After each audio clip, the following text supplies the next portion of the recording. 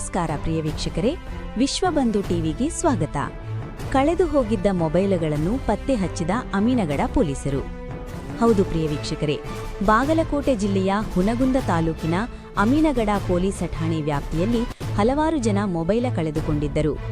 Bagalkot SP ಮತ್ತು ಹೆಚ್ಚುವರಿ ಎಸ್ಪಿಯವರ ಮಾರ್ಗದರ್ಶನದಲ್ಲಿ ಡಿಎಸ್ಪಿ ಸಂತೋಷ್ ಬನ್ನಟ್ಟಿ, ಹುನಗುಂದ ವಿಭಾಗದ ಸಿಪಿಐ ಎಸ್ಬಿ ಆಜೂರ, ಪಿಎಸ್ಐಗಳಾದ ಶ್ರೀಮತಿ ಜ್ಯೋತಿ ವಾಲಿಕಾರ ಮತ್ತು ಅಪರಾಧ ವಿಭಾಗದ ಪಿಎಸ್ಐ ವೈಎಚ್ ಪಠಾಣ ಕಾರ್ಯಾಚರಣೆ ನಡೆಸಿ ಕಳೆದುಕೊಂಡ ಮೊಬೈಲ್ಗಳನ್ನು ಸಿಇಐಆರ್ ಪೋರ್ಟಲ್ ಮೂಲಕ ಸಾರ್ವಜನಿಕರು ಕಳೆದುಕೊಂಡ ಅಂದಾಜು 3 ಲಕ್ಷ ಕಿಮ್ಮತ್ತಿನ ಒಟ್ಟು 21 ಮೊಬೈಲ ಫೋನುಗಳನ್ನು ಅದರ ವಾರಸುದಾರರಿಗೆ ಹಿಂದಿರುಗಿಸಿದ ಅಮೀನಗಡ ಪೊಲೀಸರು.